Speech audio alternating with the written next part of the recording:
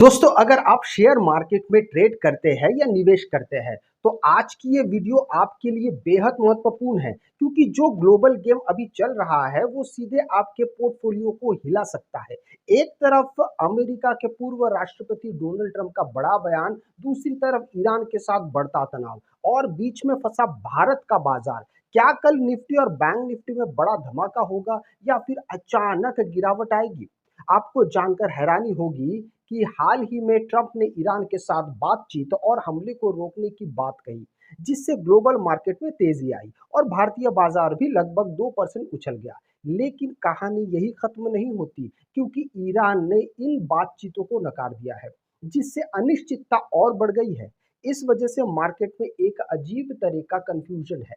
एक तरफ positive sentiment, दूसरी तरफ डर, और यही डर और उम्मीद का खेल कल के बाजार को तय करेगा। इसलिए इस वीडियो में हम गहराई से समझेंगे कि निफ्टी और बैंक निफ्टी में कल क्या मूवमेंट आ सकता है, कौन से लेवल्स महत्वपूर्ण है और आपको ट्रेड लेना चाहिए भी या नहीं। देखिए, अब सबसे पहले समझते हैं कि ग्लोबल ट्रिगर क्योंकि भारतीय बाजार अब सिर्फ घरेलू खबरों से नहीं चलता बल्कि ग्लोबल घटनाओं से ज्यादा प्रभावित होता है। ईरान और अमेरिका के बीच जो टकराव चल रहा है उसने पूरी दुनिया के मार्केट को हिला दिया है। खासकर ऑयल प्राइस सबसे बड़ा फैक्टर बन चुका है। जैसे ही ट्रंप ने शांति प्रस्ताव दिया, ऑयल की कीमतों में गिरावट आई और मार्केट में तेजी दिखने को मिला। लेकिन जैसे ही तनाव बढ़ता है, ऑयल फिर महंगा हो जाता है, जिससे भारत जैसे देश पर दबाव आता है क्योंकि हम तेल आयात करते हैं। इसका सीधा असर निफ्टी और खासकर बैंक निफ्टी पर पड़ता है। अगर ऑयल महंगा होता है तो महंगाई बढ़ती है, ब्याज दरें बढ़ सकती है और बैंकिंग सेक्टर पर दबाव आता है। यही कारण है कि पिछले कुछ दिनों में बाजार में भारी वोलेटिलिटी देखने को मिली। इसलिए कल का ट्रेड पूरी तरह से इस बात पर निर्भर करेगा कि रात में ग्लोबल मार्केट और ऑयल कैसे रिएक्ट करते हैं। अब देखिए, अब बात हम करेंगे कि मार्केट के स्ट्रक्चर की, क्योंकि केवल खबरों से पैसे नहीं बनता है बल्कि चार्ट और लेवल से बनता है। हाल ही में निफ्टी में 22,900 के आसपास क्लोजिंग दी है और करीब 400 पॉइंट की तेजी दिखाई है। ये तेजी दिखाता है कि अभी भी मार्केट के बायर्स मौजूद है, लेकिन ध्यान देने वाली बात यह है कि ये तेजी पूरी तरह न्यूज़ ड्रिवन है। यानी अगर खबर बदलती है तो ट्रेड भी तुरंत बदल सकता है। मार्केट अभी ट्रेडिंग नहीं बल्कि रिएक्टिव है। इसका मतलब है कि बड़े खिलाड़ी यानी एफआईज और डीआईज भी पूरी तरह कंफर्म नहीं है। इसलिए छोटे ट्रेडर्स के लिए यह समय थोड़ा खतरनाक हो सकता है। अगर आप बिना स्ट्रेटजी के ट्रेड करते हैं तो एक ही दिन में बड़ा नुकसान हो सकता है। इसलिए कल के लिए सबसे ज़रूरी चीज़ें है कंफर्मेशन के बाद ट्रेड लेना, ना कि ओपनिंग में कूद जाना। अब बात करते हैं निफ्टी के लेवल्स की, जो आपके लिए सबसे ज्यादा महत्वपूर्ण है। कल के लिए निफ्टी में पहला सपोर्ट 22,700 के आसपास देखा जा सकता है और उसके नीचे 22,500 एक महत्वपूर्ण सपोर्ट बन सकता है। अगर मार्केट इस लेवल को तोड़ता है तो हमें तेज गिरावट देखने को मिल सकती है। वहीं ऊपर की तरफ 23,200 से 23,400 एक मजबूत रेजिस्टेंस जोन है। अगर निफ्टी इस जोन को ब्रेक करता है तो शॉर्ट कवरिंग के कारण तेजी से आ सकती है।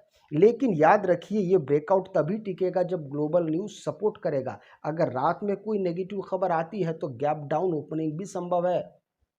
इसलिए कल के लिए सबसे अच्छा तरीका है सपोर्ट और खरीदारी और रेजिस्टेंस पर मुनाफा वसूली, न कि बीच में ट्रेड करना। अब सबसे महत्वपूर्ण इंडेक्स बैंक निफ्टी, क्योंकि ये मार्केट का दिशा तय करता है। बैंक निफ्टी में हाल ही में काफी वोलेटिलिटी देखी गई है और इसका मुख्य कारण है ब्याज दरों और रुपए की कमजोरी। रिपोर्ट्स के अनुसार रुपए पर दबाव बना हुआ है और यह लगभग रिकॉर्ड लो के पास पहुंच गया है। इसका सीधा असर बैंकिंग सेक्टर पर पड़ता है। अगर रुपया कमजोर होता तो विदेशी निवेश कम होता और बैंकिंग शेयर दबाव में आते हैं। बैंक निफ्टी के लिए कल का महत्वपूर्ण सपोर्ट है 47,500 के आसपास है और रेजिस्टेंस 48,800 से 39,200 के बीच है। अगर ये रेजिस्टेंस टूटता है तो बैंक निफ्टी तेजी से ऊपर जा सकता है, लेकिन अगर सपोर्ट टूटता है तो गिरावट तेज हो सकती है। इसलिए बैंक निफ्टी में ट्रेड करते समय ज्यादा सावधानी जरूरी है।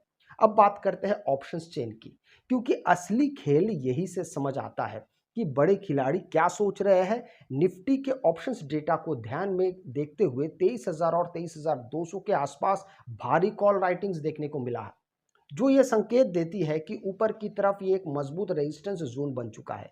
वही दूसरी तरफ 22,500 और 22,700 पर पुट राइटिंग दिखाई दे रही है, जो ये दर्शाता है कि नीचे की तरफ ये एक मजबूत सपोर्ट है। इसका सीधा मतलब है कि मार्केट फिलहाल एक रेंज में फंसा हुआ है और बड़े खिलाड़ी इसी रेंज में पैसा बना रहे हैं। लेकिन ध्यान रहे कि अगर अचानक कोई बड़ी खबर आती है, जैसे कि अमेरिका और ईरान के बीच कोई सैन्य गतिविधि या फिर ट्रंप का कोई नया बयान, तो ये पूरी रेंज एक ही दिन में टूट सकती है। ऐसे में ऑप्शन ट्रेड्स के लिए समय बहुत सावधानी है, क्योंकि वोलेटिलिटी अचानक बढ़ सकती है और प्रीमियम तेजी से घट सकता है और बढ़ भी सकता है। इसीलिए कल के लिए सबसे अच्छा अप्रोच ये होगा कि आप ब्रेकआउट या ब्रेकडाउन का इंतजार करें और तभी ट्रेड लें।